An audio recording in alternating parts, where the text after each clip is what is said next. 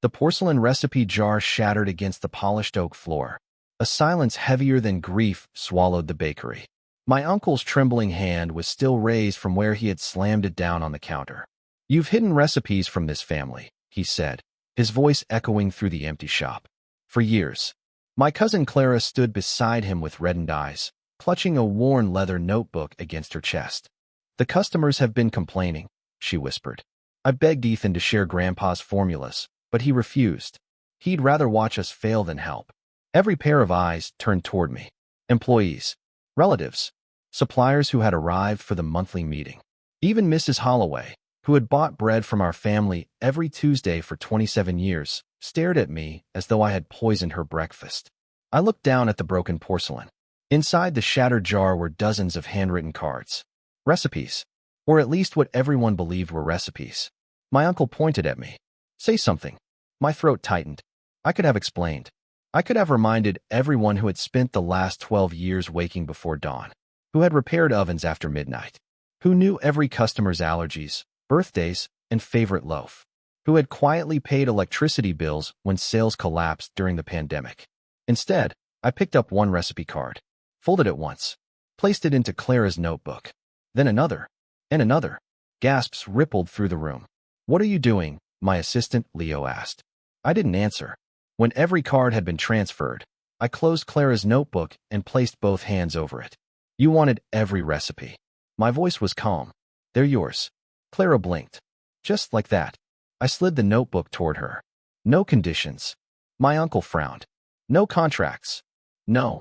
No ownership dispute." "No." He searched my face for anger. There wasn't any. Only exhaustion. "You can have the bakery too," I added quietly. That sentence landed harder than the shattered porcelain. My aunt nearly dropped her purse. Leo stared at me as if I had gone insane. Clara's lips parted. "The bakery? Everything. You built half of it." "I know. You aren't going to fight." I smiled faintly. "I've been fighting for years." Nobody understood what I meant. Nobody noticed that I didn't look at the ovens, or the shelves, or the photographs covering the walls. I looked only at the people. At the family who had mistaken sacrifice for obligation. At the cousin who believed recipes alone created greatness. At the uncle who had never asked why the books balanced despite shrinking profits. He only asked why I worked so much. His answer had always been standing beside him. Clara hugged the notebook to her chest. "I'll prove I deserve this." "I hope you do." Those were the last words I spoke inside Ashford Family Bakery. Behind me someone shouted my name. I didn't turn around. The brass bell above the door rang once. Then the street swallowed me. Rain had started while we argued. Cold drops soaked my shirt before I reached the opposite sidewalk. Across the street, Leo caught up with me, breathing heavily. "You can't leave." "I already did." "Ethan." His voice cracked. "They'll destroy everything." I watched through the bakery window. My uncle was already celebrating. Employees were surrounding Clara. Someone opened a bottle of sparkling cider, usually reserved for anniversaries. "They think they won," Leo murmured. "They think they inherited Grandpa's dream." I nodded. "They did." He grabbed my arm. "No, they inherited a building." His eyes searched mine. "What aren't you telling me?" For the first time that day, I almost answered. Instead, I gently removed his hand. "Take care of yourself." "What about you?" "I've already done what needed to be done." Rain blurred the bakery sign behind me. Ashford Family Bakery. Since 1924. For generations. One legacy. People believed the recipes were the legacy. Grandfather had laughed whenever someone said that. "The recipe is the smallest ingredient," he used to tell me while kneading dough. I wondered if anyone else had actually listened. No, I already knew the answer. The apartment smelled strangely empty. Not because anything was missing. Because silence had finally become mine. For 12 years my mornings began at 3:30. Mix flour. Check fermentation. Answer supplier calls. Fix equipment. Train apprentices. Balance payroll. Smile at customers. Pretend everything was fine. That night, for the first time in over a decade, my alarm remained switched off. The phone rang anyway. Uncle. Ignored. Again. Ignored. Again. Ignored. Then Clara. "Ethan," she said after I answered on the 5th attempt. "People are asking questions." They usually do. "You forgot to explain oven scheduling. You own the bakery now." "I know, but you'll figure it out." She hesitated. "You aren't angry?" "No." "You really mean that?" I do. Silence stretched between us. Finally, she laughed nervously. I always thought you'd make this difficult. I've made it easy. After hanging up, I opened an old wooden box from my closet. Inside were three objects: grandfather's pocket watch, a faded photograph, a sealed envelope marked with my name. He had handed me the envelope the week before he died. Not until the day you no longer belong to the bakery. I had never opened it. Until now. The paper crackled softly. His handwriting was unmistakable. Ethan, if you're reading this, then they finally chose recipes over people. A bitter smile touched my lips. He had known. Good bread isn't protected by secrets. It's protected by judgment. Every recipe changes with humidity, with flour quality, with temperature, with the hands making it. The notebook everyone worships was only a teaching tool. You memorized what mattered. Nobody else stayed long enough. My breathing slowed. I kept reading. If they ever force you to surrender the notebook, let them. Never argue. Never beg. Some lessons can only be learned after ownership changes hands. My fingers tightened around the page. The final paragraph was shorter. I left you something that cannot be stolen. Look behind the old rye flour shelves. I stared at those words for a long time. Behind the rye shelves? Only Grandpa and I had ever reorganized that storage room. Nobody else even liked going down there. A knock interrupted my thoughts. Leo stood outside carrying 2 paper cups of coffee.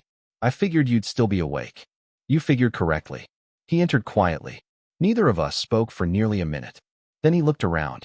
So, you really aren't going back? No. They promoted Clara this afternoon. I expected that. They fired 3 senior bakers. I finally looked up. So soon. They wanted younger staff willing to follow her ideas. And the suppliers? They're confused. I nodded slowly. Exactly as expected. Leo leaned forward. Tell me something honestly. When have I lied to you? You haven't. Then ask. Why did you hand over everything? I considered the envelope. Grandfather's words. The years of swallowing every insult because protecting the bakery mattered more than protecting my pride. Then I asked a different question. Leo, what happens if someone follows a recipe exactly, but the flour absorbs 10% more water? He frowned. The dough tears. And if the room is colder? It overproofs. And if yeast quality changes? The timing changes too. I smiled. You answered without looking at a notebook. His eyes widened. Oh, another pause. A dangerous one. They don't know. They never wanted to. The realization slowly settled across his face. They think recipes are instructions. Their memory. Their instinct. Their experience.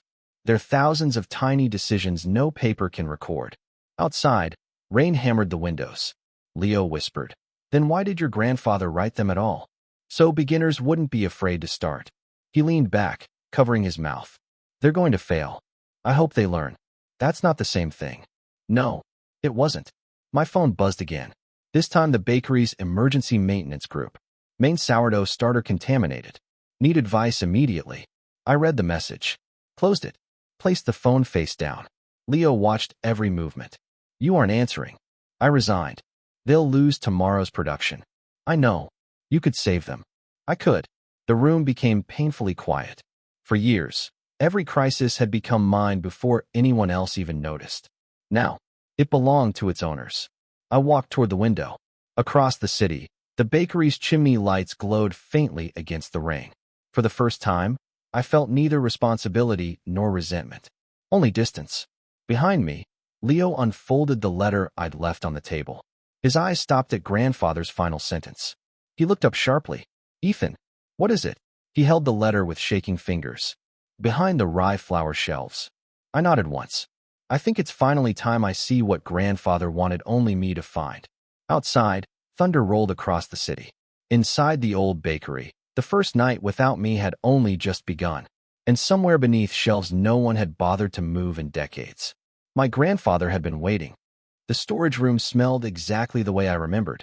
Old timber, dry flour, a trace of cinnamon that had seeped into the walls over decades. Nothing had changed. Except me.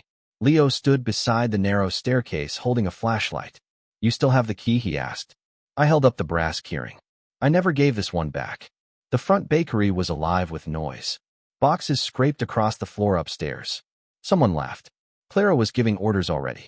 No one noticed the two of us slipping into the basement through the rear entrance. The rye flour shelves stood exactly where grandfather had left them. Massive, solid oak, too heavy for one person. I placed both hands against the wood. Help me. Leo nodded. The shelf groaned. Dust exploded into the air as we pushed. Another inch. Then another. A rectangle of untouched brick appeared behind it. There, I whispered. Half hidden beneath years of dust was a small iron safe. Leo looked from the safe to me. You never knew? I knew something was here. But not what? No. The combination lock wasn't electronic. Just 4 brass wheels polished by age. I stared at them. Grandfather had always loved simple things. Birthdays? No. The bakery's founding year? Too obvious. Then I remembered the way he used to score every country loaf. For deep cuts. 1, 9, 2, 4. The wheels clicked. The door opened. Inside were no stacks of money. No hidden ownership papers. No family treasure. Only 3 items. A leather ledger. A thick folder sealed with blue wax. A tiny linen pouch. Leo frowned. That's all. I smiled faintly. It was never about money. I lifted the ledger first. Its pages were filled with handwriting. Not recipes. Observations. Rain today. Increase hydration by 2%. Winter flour from Miller Farms is drier than expected. Mrs. Holloway's grandson developed a nut allergy. Tom hides his wrist pain. Let him shape fewer baguettes. Page after page. Years. Decades. The bakery's true memory. Not formulas. Judgment. People. Experience. Leo slowly exhaled. This is what everyone ignored. The sealed folder came next. Inside was a contract. Not ownership. Consulting agreements. Hotels. Luxury restaurants. Cruise lines. International distributors. Every one of them signed personally with grandfather. None of them belonged to Ashford Family Bakery. They belonged to Ashford Artisan Consulting, a company I had quietly registered 5 years earlier under grandfather's instruction. My eyes stopped on the final page. Primary consultant. Ethan Ashford. Exclusivity begins upon written acceptance. Leo blinked. You already own another business. I own experience. They're completely different. They always were. He laughed once. A stunned laugh. Your family thinks they inherited everything. They inherited retail.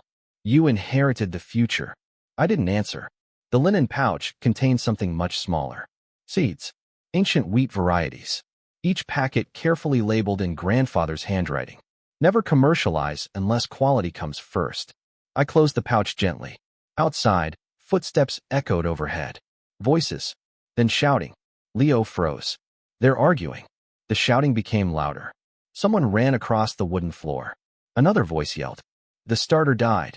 I remained where I was. Leo looked at me. They'll figure it out. Maybe. They're making emergency batches. They'll try. You aren't even curious? I already know what they'll do. He studied my expression. You really meant what you said. I walked away. They don't believe that. I know. Upstairs, a metal tray crashed. Another shout. Then Clara's voice. Call Ethan. Leo slowly looked at my silent phone. I left it in my pocket. It never rang. Because she wasn't calling me. She was ordering someone else to. The difference mattered. By sunrise, the smell drifting from the bakery wasn't bread. It was burned dough. Customers noticed immediately. Mrs. Holloway arrived first. What happened? The young cashier forced a smile. New management. She bought a loaf anyway. An hour later, she returned. This isn't your bread. It uses the same recipe. It doesn't taste the same. Word spread faster than any advertisement. By noon, social media was full of photographs. Uneven crusts. Collapsed sourdough. Dry brioche. People weren't angry. They were confused. It's the same recipe. So why does everything taste different? Exactly. 3 days passed before Clara appeared at my apartment. She looked exhausted. Her expensive coat was dusted with flour. Dark circles framed her eyes. She no longer resembled someone celebrating victory. I opened the door. You found the address. You never changed it. No. She glanced inside. You aren't going to invite me in? I didn't say that. She entered awkwardly. Her eyes wandered over the bookshelves. Bread science. Fermentation journals. Chemistry. Agriculture. Weather records. So many books, she murmured. You never noticed. I never came here. No. Another silence. Finally, she placed the leather recipe notebook on my table. I have questions. I expected that. She opened the notebook. I followed everything exactly. I believe you. It failed. I know. She frowned. You're enjoying this. I met her gaze. No. Then explain. You own the bakery. Ethan. No. She slammed the notebook shut. You can't just leave us like this. I already did. Her voice trembled. Grandpa would never. Grandpa wrote me a letter. She stopped. A letter? Yes. What did it say? That one day you'd believe recipes were enough. Color drained from her face. You think I'm incompetent. I think you underestimated the work. I've worked there too. You visited. Her jaw tightened. I managed the business. You managed schedules. I negotiated suppliers. I repaired relationships when negotiations failed. She looked away. The apartment became painfully still. Then she asked quietly, Did you know this would happen? Yes. Why didn't you stop me? Would you have listened? She opened her mouth. Nothing came out. Because both of us already knew the answer. No, she admitted. You believed I wanted control. I thought. She couldn't finish. I finished for her. You thought I enjoyed making everyone depend on me. Tears gathered in her eyes. I did. And now, I don't know what to think. I poured 2 cups of tea. Not coffee. Grandfather always said difficult conversations deserved slower drinks. She accepted the cup with shaking hands. The investors are angry, she whispered. I know. The hotel contract was canceled. I know. The luxury restaurant chain found another consultant. I know. She looked up sharply. You knew? I signed those consulting agreements. When? Years ago. They never belonged to the bakery. They belonged to the people capable of fulfilling them. She stared at me in disbelief. Grandpa planned this. He planned for quality. She laughed bitterly. We thought we inherited an empire. You inherited responsibility. Another long silence. Finally she whispered, Come back. No. I'll make you partner. No. I'll apologize publicly. No. What do you want? I looked toward the window. The afternoon sun warmed the balcony. For the first time in years. I wasn't thinking about tomorrow's dough. I want something you can't give. What? To stop living as the person who fixes every mistake before anyone learns from it. Her shoulders slowly slumped. So this is really goodbye. It doesn't have to be. She looked hopeful. You can build something honest. Without you. Especially without me. When she left, she forgot the recipe notebook on my table. I picked it up, walked to the hallway, called after her. She turned. You forgot this. She looked at it for several seconds before slowly shaking her head. No. Her voice was almost a whisper. I think it was never mine. She walked away without looking back. I closed the door gently. On the table beside the notebook lay grandfather's ledger. One recorded formulas. The other recorded wisdom. Only one of them could keep a bakery alive. And outside, the consequences of choosing the wrong one had only begun. Morning sunlight spilled across the pages of grandfather's ledger. I had spent the previous evening reading every line. Not because I needed to. Because I missed hearing his voice. Every note carried his patience. Every correction carried compassion. He had never written, wrong. Instead, he wrote, teach again. Or, the dough isn't stubborn. Listen to what it's asking for. I closed the book when my phone vibrated. This time, it wasn't family. It was an unfamiliar number. Mr. Ashford? Speaking. My name is Daniel Foster. Executive chef at the Hawthorne Grand. One of grandfather's oldest consulting clients. I heard you've stepped away from the family bakery. News travels quickly. It does. He hesitated. I'd rather hear the truth from you than rumors. The truth is simple. I no longer work there. And your consulting company? It still exists. A pause. Then Daniel laughed softly. I was hoping you'd say that. You need help. I need consistency. His voice turned serious. We canceled our bread contract yesterday. I heard. We didn't cancel because of one bad delivery. I know. We canceled because the people who answered our questions didn't understand why the bread failed. That sentence lingered in the silence. It wasn't the ruined loaf. It was the absence of understanding. I'd like to meet, Daniel continued. No pressure. No promises. Just a conversation. I glanced at grandfather's ledger. He had always said opportunities should be accepted with humility, not desperation. Today. I'll be there. The Hawthorne Grand's kitchen was immaculate. Steam rose from polished counters. Chefs moved with quiet precision. Daniel greeted me with a firm handshake. You look rested. I finally slept. I can see it. He led me toward a tasting table. 3 loaves sat beneath white cloths. We bake these ourselves. He removed the cloth. They're not terrible. They're not memorable either. I picked up the first loaf, pressed the crust gently, listened, smelled, then tore it open. Too tight, too dry, not enough fermentation. I reached for the second. Better. Still rushed. The third. Closer. Daniel watched every movement. You didn't weigh anything. I didn't need to. You knew immediately. I've made these mistakes before. One of the younger chefs stepped forward. Can I ask something? Of course. How do you know? I smiled. Because dough always tells the truth. The kitchen fell silent. I spent the next hour working beside them. No lectures. No dramatic demonstrations. Only questions. What does this dough feel like? What changed overnight? What does today's flour smell like?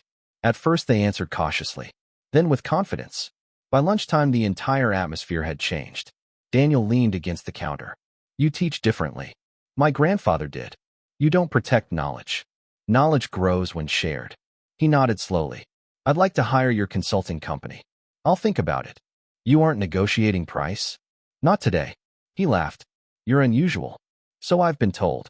Meanwhile, across town, Ashford Family Bakery was crowded. Not with customers. With complaints. I've bought bread here for 20 years. It tastes different. Why are prices increasing? Where's Ethan? Clara stood behind the counter trying to answer everyone at once. My uncle's patience had disappeared. We're improving. When someone shouted. A young mother held up 2 burnt rolls. My son refused breakfast. An elderly man quietly placed an untouched loaf back onto the counter. I don't recognize this bakery anymore. No insults. No anger. Only disappointment. Those words hurt more. Behind the scenes, employees whispered. The night shift quit. The pastry chef resigned. The delivery driver accepted another offer. Nobody mentioned me aloud. But everyone thought about me. Because every missing piece had once quietly connected through my hands. Late that afternoon, Leo arrived at my apartment carrying a cardboard box. He set it on the table without speaking. What's this? My locker. You resigned? I did. I looked up sharply. You didn't have to. I know. What happened? Leo leaned against the chair and rubbed his face. I realized something. What? I wasn't staying for the bakery. He smiled sadly. I was staying because I trusted you. I looked at the box. Inside were worn aprons, measuring tools, a faded notebook filled with his own observations. Not copied recipes. His experiences. Grandfather would have smiled. You've been keeping records. I started after watching you. He laughed awkwardly. You always wrote everything down. I learned from someone wiser. Leo nodded. So did I. He became quiet, then reached into the box. There was one more thing. He handed me a folded envelope. No stamp. No address. Only my name. Who left this? Mrs. Holloway. I opened it carefully. Inside was a single handwritten note. Your grandfather fed this neighborhood through recessions, storms, and grief. You fed us after he was gone. A building can belong to a family. Trust belongs to people. Don't disappear forever. I reread the last sentence twice. Trust belongs to people. Not buildings. Not recipes. Not names painted above a door. I folded the letter carefully and placed it inside grandfather's ledger. 2 days later, a local newspaper published an article. Ashford Family Bakery struggles under new management. The headline wasn't cruel. It was factual. The accompanying photographs showed empty shelves, unsold bread, customers leaving without purchases. Clara refused every interview. My uncle blamed rising ingredient costs. The comments online were harsher. The bread changed overnight. Same recipes? Impossible. The soul disappeared. I closed the article without reading further. There was nothing to celebrate. Watching people suffer had never been my goal. My phone buzzed again. Daniel Foster. I've spoken with 2 other hotels. Already. They asked who trained our staff this week. And I told them the truth. He chuckled. They'd like to meet you. I remained silent. Ethan, I'm thinking. About what? For years, I believed my purpose was keeping one bakery alive. And now, I looked out the window. Children were laughing in the small park across the street. An old man sat on a bench sharing bread with his granddaughter. Fresh bread. Different bakery. Same happiness. Maybe, I said quietly. My purpose was never that small. Daniel didn't answer immediately. When he finally spoke, his voice carried genuine respect. Then build something worthy of it. After the call ended, I opened grandfather's ledger again. Tucked into the back cover, where I hadn't looked before, was a small folded page. I unfolded it carefully. Only one sentence was written there. When they finally stop chasing recipes, they'll be ready to learn. I stared at those words for a long time. A knock sounded at my door. I expected Leo. Instead, when I opened it, Clara was standing there, not alone. Behind her stood my uncle, and in his hands was the framed photograph of grandfather that had hung in the bakery for over 30 years. Neither of them spoke, but the expressions on their faces told me something had happened. Something far bigger than burnt bread. The collapse had entered a new stage. My uncle held the framed photograph so tightly that his knuckles had turned white. For a long moment, none of us spoke. The hallway felt impossibly narrow. Finally, I stepped aside. "You should come in." Neither of them argued. Clara entered first. Her shoulders slumped beneath a gray coat that looked hastily thrown on. My uncle followed, placing grandfather's photograph carefully on the dining table as though it might break if he breathed too hard. I looked at the frame. It had always hung above the bakery's main counter. Seeing it here felt wrong. "You took it down," I said. My uncle lowered his eyes. It didn't feel right anymore. Silence settled over the room. I poured 3 cups of tea without asking if they wanted any. Grandfather had always insisted difficult truths should never be discussed standing up. My uncle wrapped both hands around the warm cup, but never drank. "We're in debt." His voice was barely above a whisper. I didn't answer. "The hotel contracts are gone." "I know." The wholesale accounts followed. I heard. "The bank." He stopped. Clara finished the sentence. "They're reviewing our loan." I simply nodded. No surprise. No satisfaction. Only acceptance. My uncle looked at me with red-rimmed eyes. "I kept waiting for you to come back. I told you I wouldn't. I thought you were making a point." "I wasn't. I thought you'd cool down." I wasn't angry. That answer confused him more than if I had shouted. He stared into his untouched tea. "If this isn't revenge." "It isn't." "Then why?" I looked toward grandfather's photograph. "Because saving people who refuse to learn doesn't save them." The room became very still. Clara's eyes filled with tears. "I finally understand what you meant." I met her gaze, but said nothing. She continued anyway. "I thought knowledge was something you owned." She laughed bitterly. "I didn't realize it was something you became." No one corrected her, because she was finally telling the truth. My uncle reached into his briefcase and placed several documents on the table. I found these. I recognized them immediately. Payroll reports, utility statements, supplier invoices, all bearing my signature. He slid one page closer. "You paid this bill?" "Yes." "Personally?" "Yes." Another page. "And this?" "Yes." Then another. "And this?" "For years. Thousands. Tens of thousands. Quietly transferred from my own savings whenever the bakery couldn't survive another month. No reimbursement. No acknowledgement. Not once." My uncle's voice cracked. "I never knew. You never asked." He closed his eyes. "I thought profits covered everything." "They stopped doing that years ago." Clara slowly covered her mouth. "You were paying everyone's salaries. When sales weren't enough. And the new oven? I financed it. The delivery van? I signed the loan. The roof repairs? Yes." The realization hit them piece by piece. Everything they believed had been built through successful management had actually survived because someone else silently absorbed every collapse before it reached them. My uncle suddenly stood. "I accused you of hiding from this family." His voice shook violently. "You were the one carrying it." He tried to apologize. The words wouldn't come. He sank back into the chair instead. The doorbell rang. Leo opened it before I could. Mrs. Holloway stood outside holding a warm loaf wrapped in linen. "I baked this myself." She smiled gently. "I thought you should taste someone else's bread for once." I accepted it with both hands. "Thank you." She noticed Clara and my uncle inside. Her expression remained kind. Not cold. Not accusing. Simply honest. "I've watched your family for 40 years. No one interrupted. She continued quietly. "Your grandfather taught everyone who wanted to learn." Then she looked directly at Clara. "But he never forced anyone to listen." Clara lowered her head. Mrs. Holloway turned to my uncle. "You thought Ethan was protecting recipes. He was protecting people." With that, she smiled at me once more and left. The apartment fell silent again. No dramatic speeches. No accusations. Only the uncomfortable weight of truths that had arrived far too late. The emergency shareholders meeting was scheduled for Friday morning. Ashford Family Bakery had never held one before. There had never been a reason. Now there were too many. Employees, minor investors, suppliers, local business partners. Even several longtime customers attended after hearing rumors that the bakery might close. I had no intention of going. Then Leo handed me an envelope. It was delivered this morning. Inside was a handwritten invitation. Not from the board. From every senior employee who had remained. Please come. Not to save us. To tell the truth.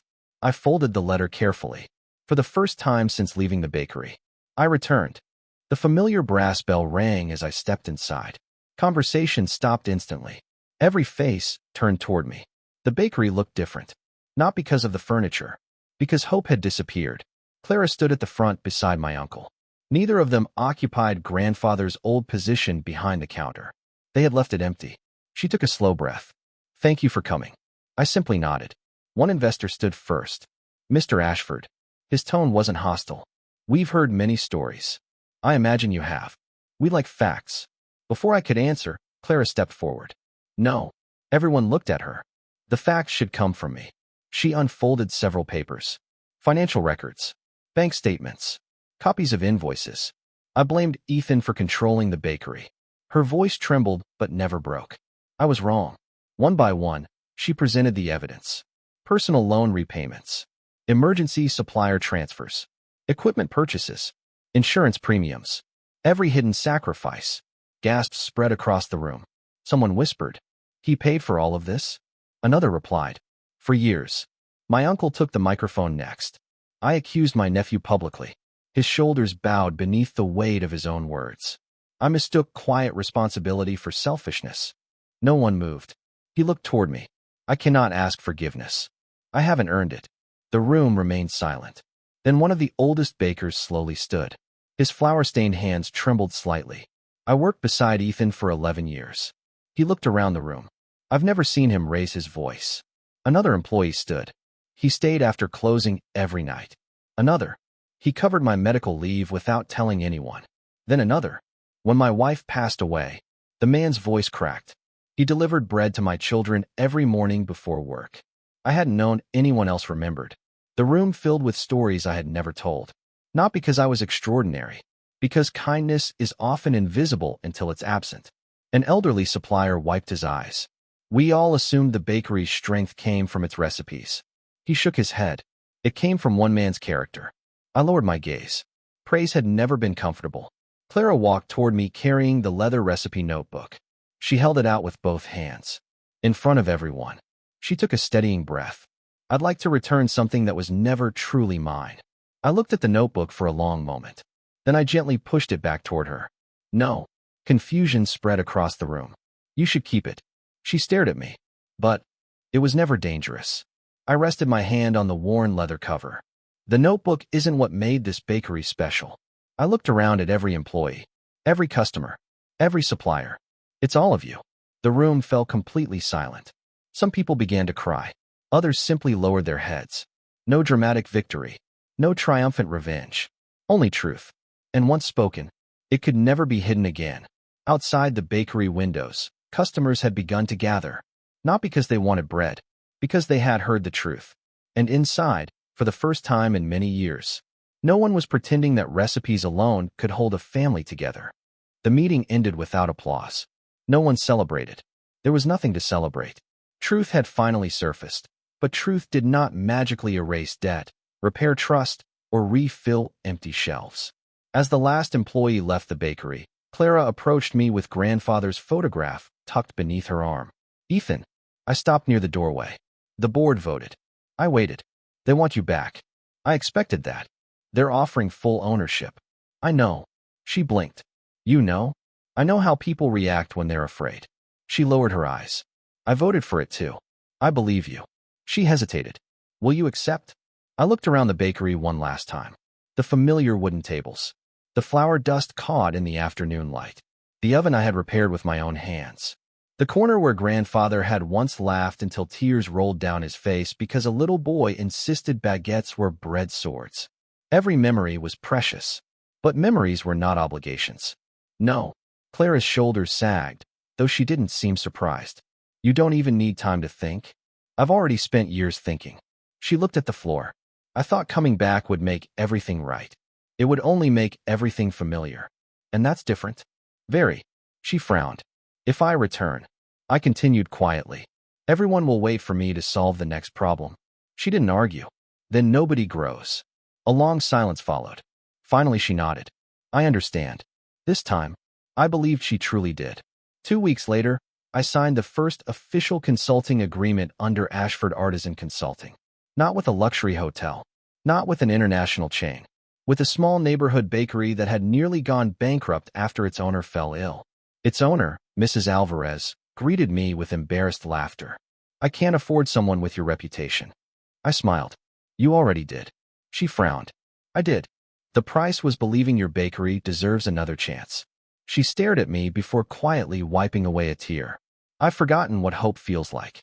Then let's begin there. Unlike my years at Ashford Family Bakery, I didn't step behind the counter and take over. Instead, I watched. I asked questions. Who mixes the dough? When do customers arrive? Which loaf sells first? Which one comes back unsold? The employees answered nervously at first, then confidently. Within days, they were solving problems before I spoke. Leo, who had officially joined my consulting company, grinned as he watched them. You've changed. Have I? You don't carry everything anymore. I looked at the young apprentice confidently adjusting hydration after checking the morning humidity. No. I smiled. I finally learned grandfather's last lesson. And what's that? A teacher who never lets students struggle creates followers. He laughed. And you wanted bakers. I wanted people who could stand without me. A month later, our tiny office had become unexpectedly busy. 3 bakeries. Then 6. Then 11. Word spread quietly. Not because of advertisements. Because struggling businesses started improving. Not overnight. Steadily. Customers returned. Employees stayed. Owners smiled again. We never claimed to have secret recipes. Our website contained only one sentence beneath the company logo. Good bread begins with good judgment. Grandfather would have approved. Autumn arrived with crisp mornings and the scent of fallen leaves. One Saturday, Leo placed a newspaper on my desk. Front page. I glanced at the headline. Local bakeries revive through shared training program. Beneath it was a photograph. Not of me. Of 6 apprentice bakers laughing around a work table covered in flour. I smiled. That's a better picture. Leo laughed. I knew you'd say that. The article barely mentioned my name. Instead, it focused on how independent bakeries had begun sharing techniques instead of guarding them like family secrets. Healthy competition had become cooperation. Everyone improved. Grandfather had dreamed of exactly this. That afternoon, someone knocked on the office door. Clara. She looked different. Healthier. Less hurried. She carried a simple paper bag. No emergencies, she said before I could ask. I came as family. I invited her inside. She placed the bag on my desk. I baked these. Inside were 4 rustic rolls. Uneven. Slightly overproofed. Far from perfect. I tore one open. The crumb wasn't ideal. The crust could have been darker. But the flavor. I smiled. You adjusted the hydration. She looked shocked. You can tell. You listened to the dough. She laughed. I finally stopped arguing with it. We shared the bread in comfortable silence. No resentment remained. Only distance softened by understanding. Eventually she spoke. The bakery survived. I heard. We're smaller now. I heard that too. But, she smiled with quiet pride. We stopped pretending we're something we're not. I nodded. That's usually where real growth begins. She looked around my office. Shelves filled with notebooks. Training manuals. Employee journals. Weather charts. No locked cabinets. No hidden vaults. So this is your new bakery. I shook my head. No. What is it then? A place where people learn. She looked thoughtful. I wish I'd understood sooner. Most lessons arrive late. She smiled sadly. But they still arrive. Before leaving, she paused at the doorway. Grandfather would have been proud. I looked down at the old pocket watch resting on my desk. I hope so. I know so. She left without another word. That evening, I visited grandfather's grave. The cemetery overlooked rolling fields of wheat glowing gold beneath the setting sun. I brushed a few fallen leaves from the stone. I finally stopped protecting everyone. The wind answered with quiet rustling through the trees. I thought that meant I was abandoning them. I smiled faintly. It turns out, I was finally giving them the chance to become stronger. I placed one fresh loaf beside the headstone. Not because he needed it, because gratitude sometimes deserves simple gestures. For several minutes, I stood there without speaking. The silence felt warm, peaceful. No unfinished arguments. No desperate responsibilities waiting before dawn. Only quiet. The kind of quiet that comes after carrying a burden for so long that you almost forget what it feels like to set it down. As the sun slipped below the horizon, I took one last look at grandfather's name carved into the stone. Then I turned toward the road home. For the first time in many years, I wasn't walking away from something. I was walking toward the life I had finally chosen. Winter arrived quietly. The city woke beneath a thin blanket of snow, rooftops dusted white, chimneys sending warm ribbons of smoke into the pale morning sky. I unlocked the office before sunrise, just as I always had. Some habits never disappeared. They simply found a healthier home. The building was already alive. Not because employees were rushing in panic. Because apprentices gathered early on purpose. Laughter drifted from the training kitchen. Someone had burned toast. Someone else was insisting it was artisan. Leo looked up from a clipboard and grinned. Good. What is? They're arguing. I raised an eyebrow. That's good. They're arguing about bread instead of waiting for you to tell them who's right. I couldn't help smiling. He was right. I walked into the kitchen without interrupting. 3 apprentices surrounded a workbench. No, Mia insisted. The dough needs another 15 minutes. Oliver shook his head. If we wait, it'll overproof. The youngest apprentice looked at me hopefully. Mr. Ashford. Before he could finish, I asked, what do you think? He blinked. I don't know. Then don't ask me. The room fell silent. I picked up the bowl, tilted it slightly, then handed it back. Convince each other. I walked away. Behind me, the debate resumed. This time with confidence instead of dependence. Leo laughed quietly. That would have driven your uncle crazy. It would have driven the old me crazy. Later that afternoon, a familiar sedan pulled into the parking lot. My uncle stepped out carrying a weathered wooden box. He looked older. Not weaker. Just honest. I called first, he said. You didn't answer. I was teaching. I figured. He placed the box on my desk. I've been cleaning the office above the bakery. Inside the box were decades of photographs. Receipts. Old menus. Letters from customers. Grandfather's first apron. My throat tightened. I thought these belonged with you. They belong with all of us. He nodded. I know. But, he smiled sadly. You'll make sure they're remembered. We spent the afternoon sorting through everything. Each photograph carried another forgotten story. Grandfather teaching neighborhood children to braid challah. Employees celebrating tiny victories. Customers writing thank you notes after difficult years. Then we found one photograph neither of us remembered. Grandfather stood between us. I couldn't have been older than 16. My uncle looked almost exactly as I remembered him before business swallowed his smile. On the back, grandfather had written, bread feeds people. Character feeds generations. Neither of us spoke. Finally, my uncle folded the photograph carefully. I chased the wrong inheritance. I looked at him. So did I. He frowned. You? For years, I thought my responsibility was carrying everything alone. He stared at me. I inherited that mistake too. A slow smile crossed his face. Your grandfather would have corrected both of us. He spent his whole life trying.